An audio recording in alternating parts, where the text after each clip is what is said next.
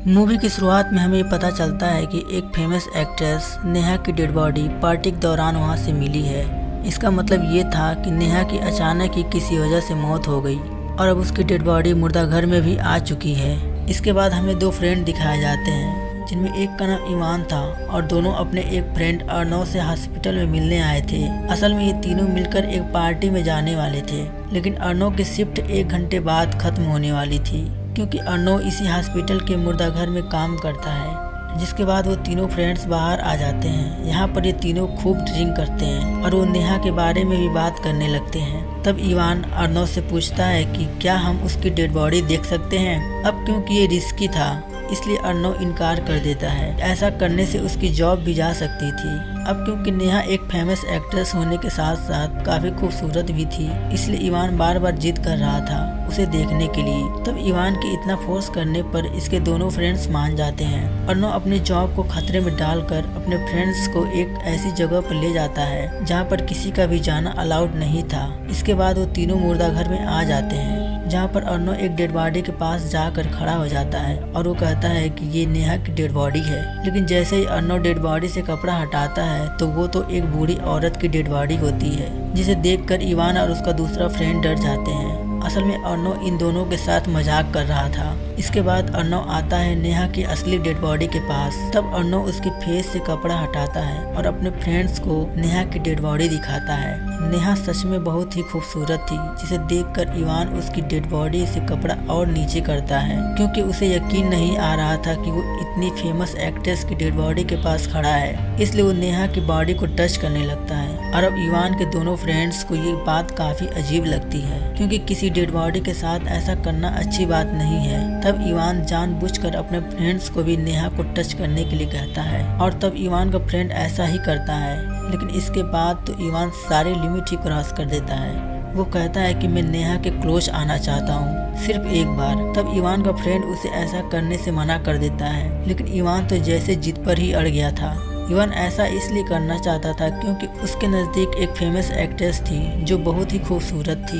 फिर चाहे वो जिंदा हो या मरी हो, इससे उसे कोई फर्क पड़ने वाला नहीं था। तब अर्नव उन दोनों को बताता है कि मैंने भी एक बार ऐसा किया था, और वो ईवान को कहता है अब तुम जैसा नेहा के साथ करोगे मैं भी वैसा ही करूँगा। लेकिन उन दोनों का जो फ्रेंड था, सिर्फ उसे ही लग रहा था कि ये चीज़ गलत है और उन्हें ऐसा नहीं करना चाहिए। लेकिन अब क्योंकि वो अपने फ्रेंड के साथ था, तो इसलिए उसको अपने फ्रेंड की बात माननी पड़ती है, बेशक वो अपने फ्रेंड की तरह ऐसा ना करे। इसके बाद ये तीनों ड्रग्स लेते हैं। फिर अर्नव और उसका दूसरा फ्रेंड एक अलग रूम में आ जाते हैं और इधर ईवान नेहा की डेड बॉडी के क्लोज आता है। तो ईवान के बाद अर्नव भी जाता है और वो भी ऐसा ही करता है। लेकिन तभी हम बड़ी हैरान कर देने वाली चीज देखते हैं। हम देखते हैं कि अचानक से नेहा की आंखें खुल जाती हैं। वो दोबारा जिंदा हो गई थी और अपने पूरे होशो हवास में थी। लेकिन अर्नव को इस बात का पता नहीं चलता कि नेहा अब जिंदा हो गई है। जब उसे इस बात का पता चलता है तो वो डर जाता है और चिल्लाने लगता है। तब उसके चिल्लाने की आवाज़ सुनकर ईवान और उसका फ्रेंड भी वहाँ पर आ जाते हैं। तब अर्नव उन्हें बताता है कि नेहा जिंदा हो गई है। नेहा को जिंदा देखकर अर्नव और ईवान काफ़ी घबरा जाते हैं, क्योंकि नेहा को पता था कि उन दोनों ने ही उसके साथ ऐसा किया। तो जाहिर सी बात है कि नेहा बाहर जाकर ये बात पुलिस को बता देगी कि मुर्दा घर में इन्होंने उसके साथ क्या किया। तब ये सोचकर ईवान नेहा को मारने का प्लान बनाता है, क्योंकि वो किसी भी किस्म का रिस्क नहीं लेना चाहता था। लेकिन यहाँ पर ईवान का फ्रेंड नेहा की हेल्प करता है और वो उसे कपड़े में लपेट देता है। ईवान का फ्रेंड उसकी इस बात से एग्री नहीं करता कि नेहा को मारा जाए, क्योंकि ऐसे कैसे वो किसी का मर्डर कर सकते हैं। तब ईवान का फ्रेंड उससे कहता है कि तुमने नेहा के साथ ऐसा किया तो इस बात की सजा तो तुम्हें मिलना ही चाहिए। तब इस बात की वजह से ईवान और उसके फ्रेंड की लड़ाई हो जाती है और इस लड़ाई में ईवान अपने फ्रेंड को बहुत मारता है। तो अर्नव आकर उन दोनों की लड़ाई छुड़वाता है। तभी ईवान को होश आता है कि उसने अपने फ्रेंड को इतना ज्यादा मारा है, जिसकी वजह से उसके फ्रेंड के सर में काफी गहरी चोट लगी है और उसके सर से काफी खून भी निकल रहा है। तो इसलिए उसके दोनों फ्रेंड्स उसे फर्स्ट एड देने का सोचते हैं। लेकिन हम देखते हैं कि यहाँ अर्नव की तरह जॉब करने वाला आदमी आया होता है। तो ये तीनों उसे देखकर छुप गए होते हैं। दरअसल वो डेड बॉडी रखने आया होता है, जिसके बाद वो मुर्दा घर को लॉक लगाकर वहाँ से चला गया। मतलब अब ये तीनों यहाँ से बाहर नहीं जा सकते थे। तो जाहिर सी बात वो अपने फ्रेंड को फर्स्ट एड भी नहीं दे सकते थे। यहाँ पर नेहा भी खुद को बचाने के लिए कुछ नहीं कर सकती थी, क्योंकि वो काफी घंटों के बाद जिंदा हुई थी। तो इसलिए उसके पैर भी बिल्कुल बेजान थे। और उसके हाथ भी मूव नहीं कर रहे थे। फिर अर्नव और इवान नेहा और अपने फ्रेंड को एक दूसरे रूम में ले जाते हैं। उसके बाद अर्नव अपने कपड़े चेंज कर लेता है, लेकिन तभी वह आदमी भी वहाँ पर आ जाता है। तो नेहा चिल्लाकर उसे बताने की कोशिश करती है कि मैं जिंदा हूँ और खतरे में हूँ, लेकिन इवान ये बोलने से पहले ही उसके मुंह पर हाथ रखकर उसका मुंह बंद कर देता है, जिसके बाद अर्नव उस आदमी के साथ वहाँ से चला जाता है। इवान का फ्रेंड बिल्कुल भी सांस नहीं ले रहा था, जिसे देखकर इवान काफी घबरा जाता है। तब नेहा कहती है कि शायद अब वो मर चुका है, और जब थोड़ी देर के बाद अर्नव वापस आता है तो उसे भी पता चल जाता है कि उसका फ्रेंड अब मर चुका है, जिसकी वजह से अर्नव रोने लगता है। तो इवान उसे तसल्ली देता है और कहता है कि इसमें हमारा कोई कसूर नहीं है, ये सिर्फ एक एक्सीडेंट था। तब नेहा इवान को कहती है कि इस बात के लिए तुम्हें जेल होगी। तब इवान उसे कहता है अपना मुंह बंद रखो। इवान अर्नव को बाहर लेकर आता है और प्लान बनाता है। इवान उसे कहता है कि अगर हम पकड़े गए तो हमारी लाइफ, हमारे फ्यूचर सब कुछ बर्बाद हो जाएगा, इसलिए हमें अपने फ्रेंड की डेड बॉडी को कहीं पर छुपाना होगा, यानी ठिकाने लगाना होगा, साथ साथ नेहा को मारना होगा। अंदर नेहा खुद को स्ट्रेचर से नीचे गिराती है। वो उनके फ्रेंड के जेब से मोबाइल निकालती है और हेल्प के लिए किसी को कॉल करने की कोशिश करती है। तभी अर्नव और इवान भी अंदर आ जाते हैं और वो उससे मोबाइल छीन लेते हैं। इवान जब कॉल हिस्ट्री चेक करता है तो उसे पता चलता है कि नेहा ने किसी को कॉल कर दी है, लेकिन उसकी बात नहीं हो पाई। तब ये दोनों नेहा को एक दूसरी जगह ले जाने लगते हैं और तभी उनके फ्रेंड के मोबाइल पर किसी की कॉल आती है और ये उसी आदमी की कॉल थी जो नंबर नेहा ने डायल किया था। असल में नेहा ने अपने पिताजी को कॉल किया था और जैसे ही इवान कॉल उठाता है तो नेहा चिल्लाकर अपने पिताजी को बुलाती है और उनसे हेल्प मांगती है, लेकिन अर्नव उसके मुंह पर हाथ रखकर उसका मुंह बंद कर देता है। इवान नेहा के पिता से कहता है कि गलती से कॉल लग गई थी, रॉन्ग नंबर, और ये कहकर वो फोन बंद कर देता है। तब इवान नेहा को मुर्दा घर में लाकर उसे जोर से थप्पड़ मारता है, जिस पर नेहा उसे कहती है कि तुम्हें इस बात की सजा जरूर मिलेगी। तब इवान चिल्लाकर नेहा को कहता है कि मत बोलो, अभी थोड़ी देर पहले तुम एक डेड बॉडी थी और अब मैं तुम्हें दोबारा डेड बॉडी बना दूंगा। इसके बाद इवान कंटेनर लेने के लिए वहाँ से बाहर चला जाता है ताकि वो अपने फ्रेंड की डेड बॉडी को उसमें डालकर कहीं पर ले जा सके। उसके जाने के बाद अर्नव भी नेहा के हाथ पैर बांधने लगता है। तब नेहा उसे कहती है कि तुम्हें इवान का साथ देने की कोई जरूरत नहीं है, क्योंकि तुम्हारा कोई कसूर नहीं है, तुमने कुछ नहीं किया, सब कुछ उसी ने किया है। वो एक झूठा इंसान है और उसने तुम्हारी फ्रेंड को मारा है।